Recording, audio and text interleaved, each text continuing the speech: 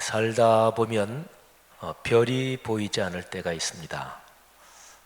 옛날에 항해할 때는 별은 방향을 가리켜 줍니다. 북반구에서는 북극성, 그리고 남반구에서는 남십자성이 방향의 척도가 됩니다. 삶에서 별은 어떤 목적의 상징이며 희망의 징표입니다. 캄캄한 밤하늘에 빛나는 별은 어둠과 같은 삶의 어려움 속에서도 바라보고 나갈 삶의 의미와 목적을 상기시켜 줍니다. 그리스도인 여러분, 한번 생각해 봅시다. 여러분의 삶에서 바라보고 걸어갈 별이 보이시나요? 특별히 요즘 우리 사회에 증폭되는 혼란에 빠져 방향을 잃고 있는데 우리 사회에 비춰주는 별은 도대체 무엇입니까? 예수님이 태어나실 때 하늘에 별이 나타나지요.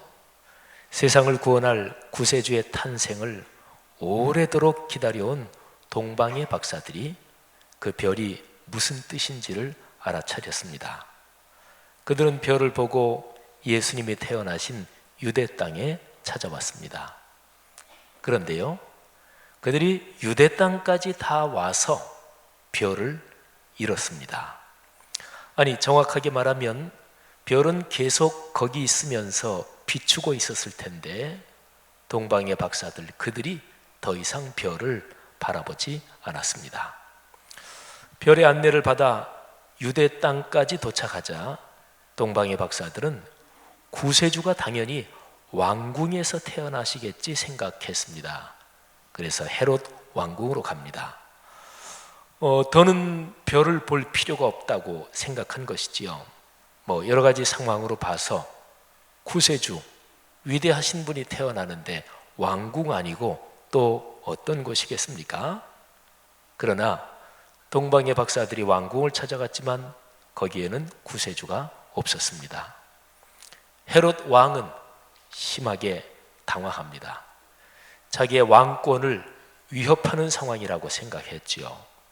헤롯은 박사들에게 구세주로 탄생한 아기를 찾거든 자기에게도 알려달라고 당부를 하지요. 구세주를 찾지 못하고 실망한 채로 동방의 박사들이 헤롯 왕궁 밖으로 나옵니다. 성경에서 자세하게는 설명하지 않고 있는 이 상황을 한번 잠깐 머리에서 상상해 보시고, 동방의 박사들이 별을 더 이상 쳐다보지 않고 그리고 어디로 가야 할지 막막한 그 상황을 잠시 한번 묵상해 보십시다. 왕궁 밖으로 나온 그들은 막막했습니다. 어디로 가야 되나? 고향에서 이 먼 곳까지 왔는데 길을 잃었습니다. 방향을 잃었습니다. 그토록 오랫동안 내려오는 전승을 따라 그들은 별을 관찰해 왔을 것입니다. 어쩌면은 대를 이어가며 창조주가 세상을 섭리하는 뜻을 계속 살펴왔을 것입니다. 드디어 어느 날 하늘에 별 하나가 나타나 그 징조를 드러냅니다. 그리고 그 별을 따라 유대 땅까지 온 거지요. 그런데 방향을 잃었습니다. 헤롯 왕궁 밖으로 나온 그들은 근심과 두려움에 휩싸여 어쩔 줄 몰랐을 것입니다. 별을 끝까지 바라보지 않은 자신들의 실수를 자책하는 마음도 있었을 것입니다. 바로 이때 그들 중 한 사람이 하늘을 쳐다봅니다. 그렇지요. 보통 하는 말로도 사람이 살다가 어떤 문제를 만나면 이리저리 애를 쓰다가 도무지 해결책이 없을 때 하늘을 쳐다본다 그러죠. 동방의 박사들 중에 한 사람이 하늘을 쳐다보는데 바로 그때 그들을 인도한 그 별이 다시 보이는 거예요. 참 감사한 일이죠. 끝까지 겸허한 마음으로 별을 따라가지 못한 그들에게 창조주께서 다시 은혜를 베푸십니다. 그들은 다시 별을 따라갔고 결국 세상의 구세주를 만납니다. 마태복음 2장 9절 10절에 기록된 말씀을 한번 제가 읽겠는데 여러분들이 제가 지금 말씀드린 이 동방 박사들의 그 심정을 생각하면서 들어보십시오. 세번역 성경으로 제가 봉독하겠습니다. 그들은 왕의 말을 듣고 떠났다. 그러니까 헤로드 왕궁 밖으로 이제 나온 거예요. 그런데 마침 동방에서 본 그 별이 그들 앞에 나타나 그들을 인도해 가다가 아기가 있는 곳에 이르러서 그 위에 멈추었다. 그들은 그 별을 보고 무척이나 크게 기뻐하였다. 아멘. 여러분, 지금 우리나라와 이 사회가 최순실 사태로 방향을 잃었습니다. 지난 금요일자 국민일보에 제가 칼럼을 하나 썼습니다. 기도할 때라는 뜻, 이게 제목입니다. 지금 나라와 민족이 아주 힘든 상황인데 많은 그리스도인들이 진짜로 나라와 민족을 위해서 기도할 때다, 이런 얘기들을 많이 하시지요. 그러면 기도할 때다, 이 뜻이 뭐냐, 그런 것이죠. 제가 그 칼럼 중에 일부를 인용하겠습니다. 걷잡을 수 없이 확대되고 꼬이는 최순실 사태가 어떤 사람들이 생각하는 것처럼 단순하게 해결되지는 않을 것이다. 이 사태에 연루되어 있는 이들에게는 생사가 걸린 문제다. 국정에부터, 권력에부터 국정을 농단하고 수단 방법을 가리지 않고 법을 유린하며 축제한 사람들이 순순히 물러나지 않을 것은 눈에 불을 보듯이 뻔하다. 최순실의 갑작스런 귀국 후 31시간의 자유시간, 예상치 못한 총리 지명 등을 보면서 최순실 편 어디에선가 이 모든 것을 기획하고 조종하고 있다는 의구심이 일고 있다. 증거인멸과 회유와 협박에 대한 구체적인 증거들은 언론 보도를 통해 이미 확인된 터다. 검찰과 청와대를 비롯하여 정부 기관들의 우병우나 최순실의 사람들이 포진하고 있다는 것도 알려진 일이다. 혐의 사실에 대한 공적인 조사와 확인, 기소와 처벌의 법적인 절차를 쥐고 있는 검찰에 대한 신뢰가 의문시 되고 있다. 여기까지가 제가 쓴 칼럼 중에 일부입니다. 칼럼이 게재된 바로 그 같은 날 금요일 오전에 대통령이 두 번째 대국민 사과 담화를 발표했지만 한참이나 미흡했습니다. 현재 위기 상황에 대한 대통령의 인식이 국민과는 거리가 너무나 멀었습니다. 그 다음 날, 그러니까 어제지요, 토요일에 시청 앞 광장에서 그 한 주 전에 모였던 그런 시위에 모인 사람들보다 거의 10배나 되는 사람들이 모였습니다. 말하자면 대통령에 대해 더 깊어진 국민들의 실망이 표출된 것이지요. 최근에 치러진 어느 초등학교 10월 말 6학년 학생들에 대한 평가시험 문제지가 언론에 재미있는 얘기로 돌더라고요. 근데 제가 재미있다고 표현했지만 이거를 재미있다고 얘기해야 될지 참 슬픈 일이라고 얘기해야 될지 그건 모르겠어요. 거기 중에 4번 질문이 다음과 같습니다. 다음은 무엇을 말하는 것인지 쓰시오. 국가 살림을 위한 돈을 어디에 어떻게 나누어 쓸지 계획한 것이다. 자, 이게 질문입니다. 정답은 아마 6학년의 사회시험 문제인지 아마 그럴 것 같은데 국가 예산이라든지 그런 게 이제 정답이겠죠.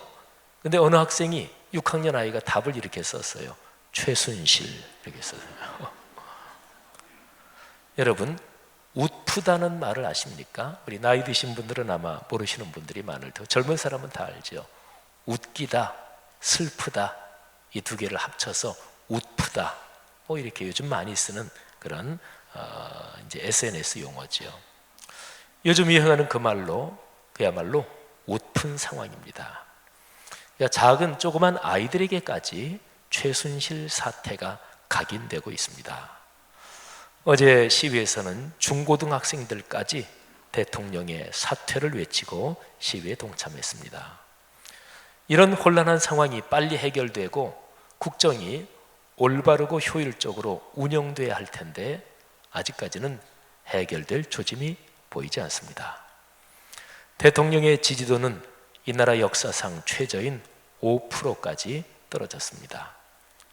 대통령을 사실상 대통령으로 인정하지 않는 분위기가 퍼지고 있고 국가 정책들에 대한 불신이 걷잡을 수 없이 증폭되고 있습니다. 최순실이라는 한 사람의 탐욕이 닿지 않은 분야가 없는 듯이 보일 정도입니다.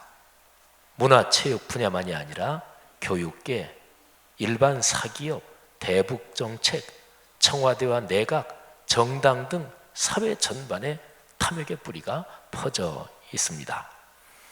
언론의 보도처럼 최태민과 최순실로 이어지는 무당기에 대통령이 휘둘린 것이 여러 가지 정황으로 볼 때 사실로 보입니다.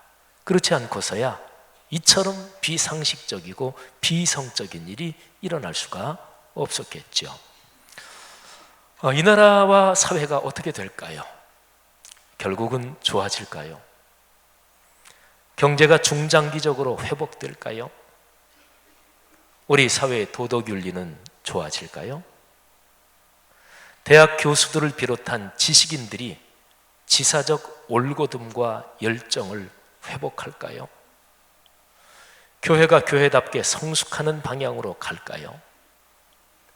현재의 혼란 상황이 혹시나 치유되지 못하고 사회 전체가 후진적인 야만성으로 침몰하는 것은 아닐까요?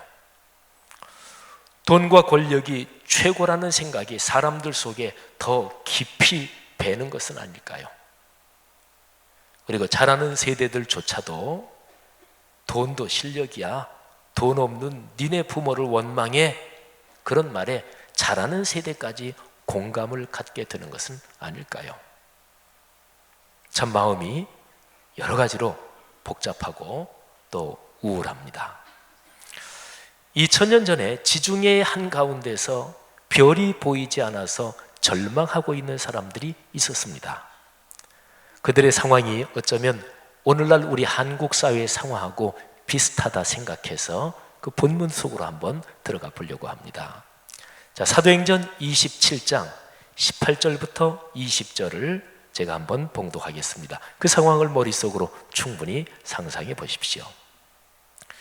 우리가 풍랑으로 심히 애쓰다가 이튿날 사공들이 짐을 바다에 풀어버리고 사흘째 되는 날에 배의 기구를 그들의 손으로 내버리니라. 여러 날 동안 해도 별도 보이지 아니하고 큰 풍랑이 그대로 있음에 구원의 여망마저 없어졌더라. 아멘. 유라굴로라는 큰 풍랑을 만나서 이제는 살 소망까지 완전히 끊어진 어느 배에 탄 사람들의 상황을 말씀하고 있죠. 배가 움직이는 데 필요한 기구들마저 제 손으로 버렸으니 진짜로 절망적이죠. 그런데 절망의 결정적인 표현은 해도 별도 보이지 않았다 하는 것입니다. 별이 보이지 않았다고요. 방향을 알 수 없었던 거죠. 희망을 잃어버린 거죠. 이런 상황에서 배에 탄 사람 중 하나가 사람들 사이에 일어서서 이렇게 얘기합니다. 21절이에요. 여러 사람이 오래 먹지 못하였음에 바울이 가운데 서서 말하되 여러분이요 내 말을 듣고 그레데에서 떠나지 아니하여 이 타격과 손상을 면하였더라면 좋을 뻔하였느니라. 내가 너희를 권하노니 이제는 안심하라. 너희 중 아무도 생명에는 아무런 손상이 없겠고 오직 배뿐이리라. 아멘. 자, 누구예요? 바울이죠. 바울은 지금 읽어드린 이 말씀 속에서 배에 탄 사람들의 과거 그리고 미래에 대해서 얘기합니다. 자, 그 사람들의 과거 무슨 얘기인가요? 그들은 잘못 판단했습니다. 그레데 섬에서 떠나지 말아야 했어요. 거기에서 겨울을 보내고 난 다음에 항해를 해야 했는데 바울이 그렇게 얘기했는데 그런데 이 선장이 말을 듣지 않고 그냥 출항한 거죠. 잘못 판단했습니다. 근데 그거는 지난 일이에요. 그 지난 일에서 잘못 판단한 것 때문에 지금의 절망적인 상황이 발생한 거죠. 근데 바울은 과거 얘기만 하지 않습니다. 미래 얘기를 해요. 자, 미래는 어떨까요? 바울은 얘기하기를 희망이 있다고 얘기해요. 배는 망가지겠지만 사람들은 죽지 않을 것이라고 얘기를 합니다. 근데 바울이 왜 이렇게 얘기를 하나요? 이게 논리가 이상하잖아요. 잘못 판단해서 현재 위기에 빠졌다. 그리고 지금 바다 한가운데서 해도 별도 보이지 않는 상황에서 기구까지 버리면서 그러면서 절망적인 상태에 빠져 있는데 어떻게 죽지 않을 거라고 얘기할 수 있나요? 뭐 그냥 어차피 죽을 거, 그냥 죽을 때라도 좀 마음 편하게 죽으라고 바울이 그저 위로하자는 얘기인가요? 아닙니다. 바울이 이렇게 얘기하는 데는 근거가 있습니다. 자, 23절, 24절을 제가 읽습니다. 내가 속한 바 곧 내가 섬기는 하나님의 사자가 어젯밤에 내 곁에 서서 말하되 바울아 두려워하지 말라. 네가 가이사 앞에 서야 하겠고 또 하나님께서 너와 함께 항해하는 자를 다 내게 주셨다 하였으니 아멘. 근거가 뭐예요? 하나님의 말씀입니다. 하나님이 말씀하셨어요. 말하자면 그 절망적인 상황, 그게 하나님의 큰 섭리가 진행 중이라는 거예요. 그리고 그 배에 탄 사람, 이 바울은 복음 전파를 위해 로마까지 가야만 합니다. 하나님이 바울 한 사람을 위해서 배에 탄 사람 전체를 다 바울에게 주셨다고 말씀하고 있습니다. 자, 중요한 게 있습니다. 바울은 하나님께서 자기에게 주신 그 말씀을 믿었습니다. 자기가 믿었으니까 희망이 생긴 거죠. 그래서 배에 탄 사람 전체 중에서 바울 한 사람이 지금 희망을 갖고 있고 희망을 갖게 된 바울이 다른 사람들에게 확신을 갖고 이 희망을 전달하고 있습니다. 희망을 전달하고 있다고요? 25절을 보십시오. 그러므로 여러분이요 안심하라. 나는 내게 말씀하신 그대로 되리라고 하나님을 믿노라. 아멘. 여기 구절을 보면 바울이 하는 말에 두 번 안심하라는 얘기가 나옵니다. 첫 번째는 이제는 안심하라. 이제는 왜요? 뭐가 달라졌길래 절망 속에서 안심으로 건너갈 수 있다는 얘기인가요? 그거는 하나님이 말씀하셨고 하나님이 하신 그 말씀을 마음을 열고 믿음으로 꽉 붙잡았기 때문에 그래서 안심할 수 있다는 얘기죠.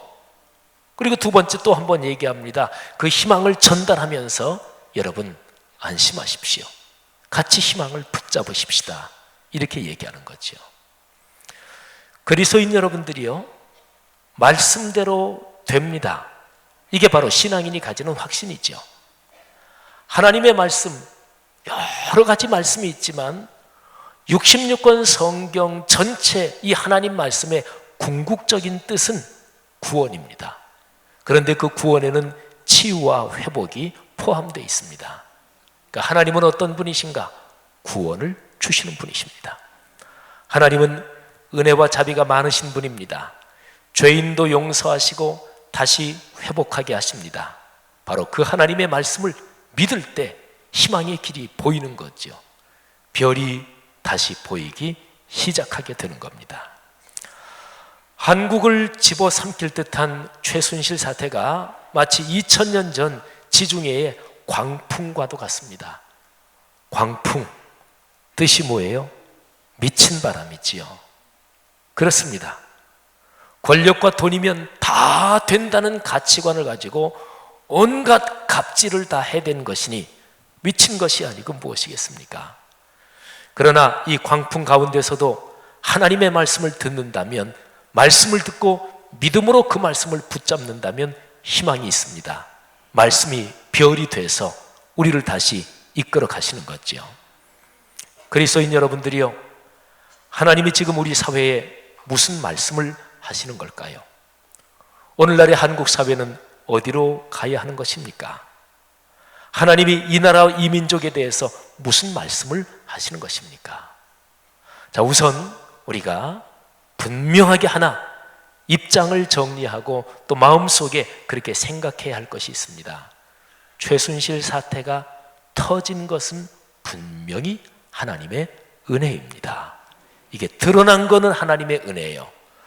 만일에 이 상황이 드러나지 않고 계속 은밀하게 심해졌다면, 그렇게 한두 해 또는 몇 년 더 갔다면 우리나라는 고치지 못할 정도로 망가졌을 수도 있습니다. 이탈리아의 마피아는 뿌리를 못 뽑아요.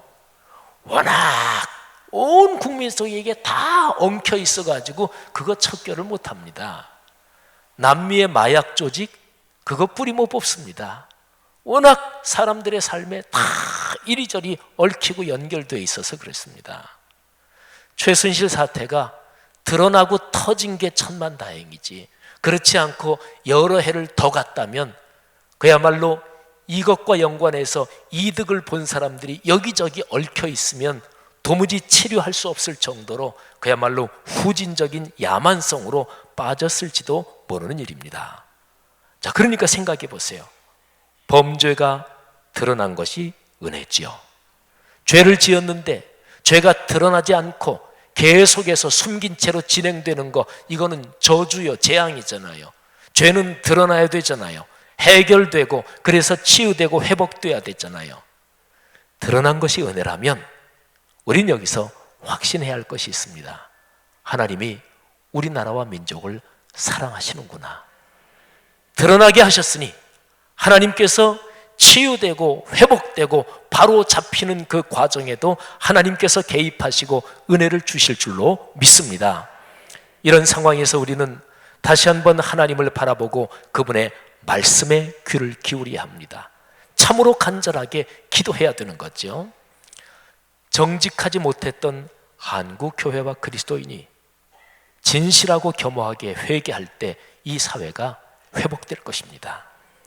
근데 중요한 것은 두려워하지 않는 것입니다. 왜요?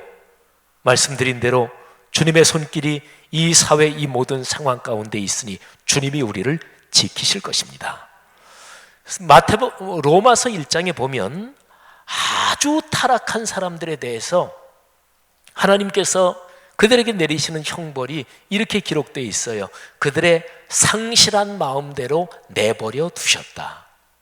여러분, 어떤 사람들이 죄를 짓고 있는데 드러나지 않고 그냥 계속해서 그쪽 방향으로 가도록 내버려 두신다. 이거는 완전히 버림받은 거죠. 근데 우리 사회는 그냥 하나님이 내버려 두지 않으셨습니다. 드러나게 하셨습니다. 하나님의 은혜입니다.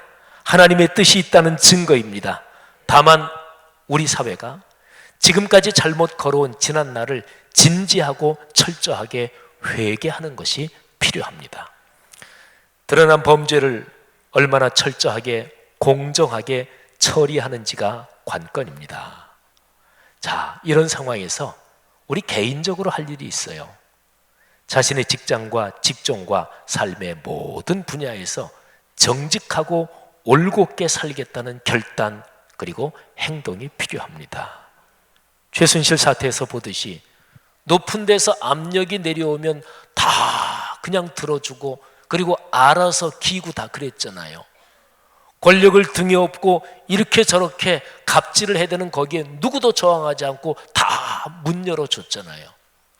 적어도 우리 그리스도인은 또는 우리 국민들은 개인적으로 내가 살고 있는 직종과 그 직장과 적어도 내가 결정권을 가지고 있는 범위 안에서는 누가 불의한 청탁을 해오면 아닙니다. 안 됩니다. 그건 법에 위배됩니다. 거절할 수 있어야 합니다. 우리 그리스도인들은 더더욱이나 그렇지요. 물론 쉽지 않을 때가 많겠죠. 이번에 최순실 사태에서도 얘기된 것처럼 내 목이 걸려 있는데 어떻게 그거를 저 높은 데서 이게 밀고 내려오는데 그걸 거절해요. 그러려면 직장 그만둘 각오를 해야 되는데 그래서 그냥 굴복할 수도 있을 것입니다. 그러나 제 아무리 그래도 우리 국민들 모두 또는 이 땅에 살고 있는 그리스도인들만이라도 내가 가지고 있는 결정권 안에서는 하나님 앞에서 정직하게 원칙과 올곧음을 따라 내 삶의 길을 걸어간다면 그처럼 무방비로 다 다 무너지지는 않을 것입니다. 개인적으로는 이런 삶의 자세가 정착이 돼야 우리 사회에서 그런 일이 다시 일어나지 않을 것입니다. 자, 그러면 사회적으로는 어떤가요? 이번 사건의 처리에서 대통령까지 포함하여 그 누구도 법 위에 있지 않도록 공정하고 엄정하게 다스려야 합니다. 이렇게까지 실제로 작동되는 것, 이것이 참된 회개입니다. 하나님은 회개하는 개인과 민족을 다시 이렇게 세우십니다. 회개하는 개인과 민족을 다시 축복하시고 그리고 복을 주십니다. 우리 한국을 그렇게 지키시는 주님께 감사와 찬양을 올리는 믿음이 우리 그리스도인들에게 있기를 주님의 이름으로 축복합니다. 지금 우리 사회에 대하여 근심하지 말고 기도하십시다. 하늘의 별이 그런 것처럼 인류 역사의 별인 하나님의 말씀을 바라보십시다. 진실하고 간절하게 기도합시다. 기도의 자리에서 깨달은 하나님의 뜻을 따라 살며 실천하며 행동합시다. 하나님의 말씀에 대한 경청, 깨달음, 확신, 그리고 그렇게 확신한 것을 결단하고 순종하고 행동하는 데서 근심은 물러가고 두려움은 사라집니다. 그런 복이 그리스도인과 교회 공동체 그리고 우리 사회에 넉넉하기를 간절히 바랍니다. 오늘날 이 사회에서 근심과 두려움을 떨쳐내고 하나님을 확신하는 신앙인의 걸음 또는 이 땅 많은 사람의 걸음에 하나님이 축복하실 줄로 믿습니다. 우리 들은 말씀과 연관해서 우리 조아라 자매께서 찬양을 해 주실 텐데, 우리 아라 자매가 미국에 유학 생활을 할 때 이 찬송을 부르며 위로와 힘을 얻었다고 그래요. 찬송 382장 너 근심 걱정 말아라, 이 찬양을 아라 자매가 나와서 불러주시겠습니다. 찬양을 들으시면서 우리 국가적인 상황 하나님이 지키신다, 또 내 개인적인 어려움도 하나님이 지키신다, 이런 확신이 있기를 바랍니다. 제가 잠깐 기도하지요. 하나님, 들은 말씀 가슴에 끌어안았습니다. 하나님께 간구합니다. 이 나라의 민족 지키실 것을 믿습니다. 우리 귀한 아라 자매의 찬양 속에 주님께서 함께 하옵소서. 우리 모두에게 하나님의 음성으로 들리게 하옵소서. 예수님 이름으로 기도합니다. 아멘.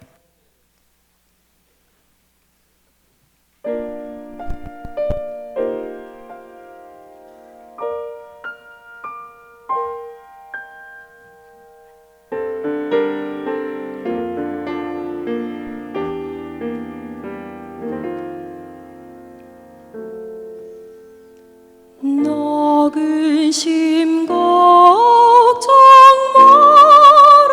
말아라,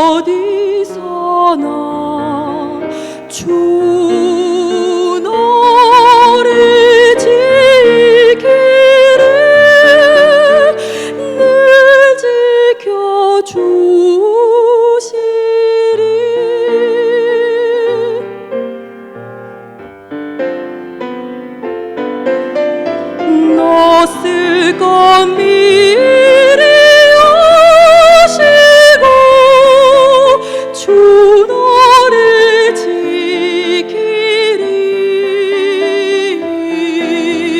구하는 것을 주시며 주 너를 지키리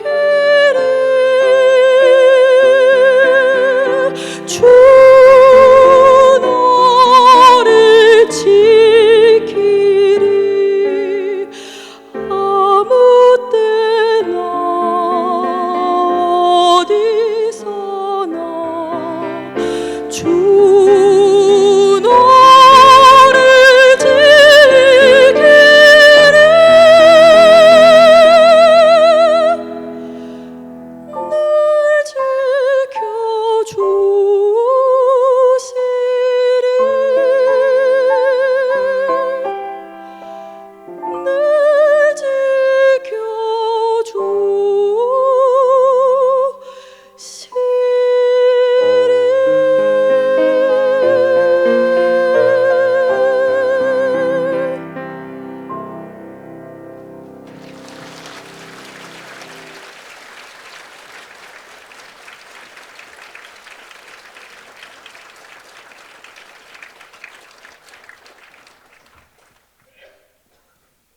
다 같이 일어나서 382장 1절, 2절, 4절 부르고 우리 봉헌과 축도로 예배를 마칩니다.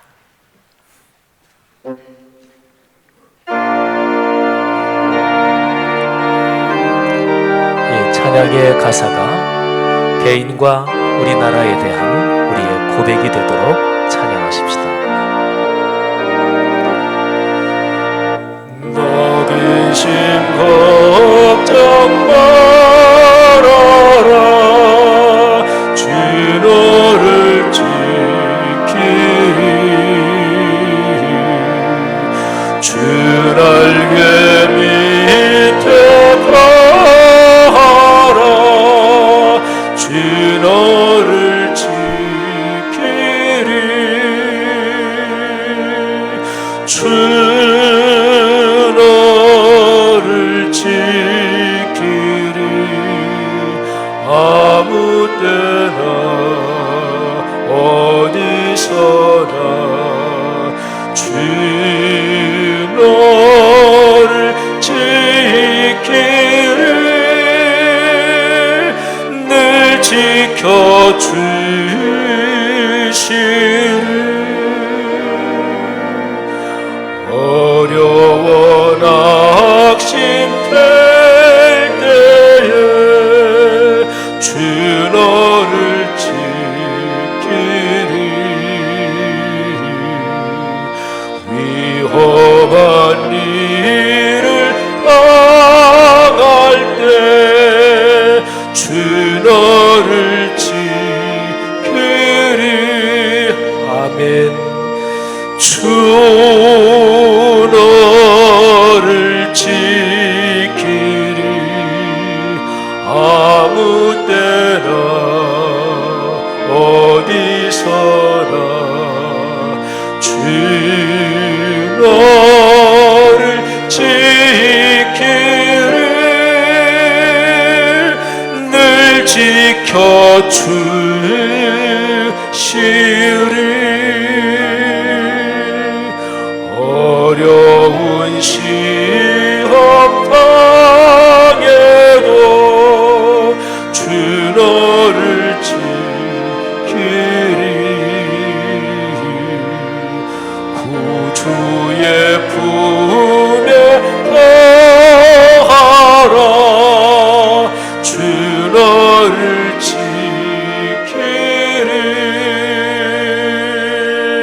주 너를 지키리 아무 때나 어디서나 주 너를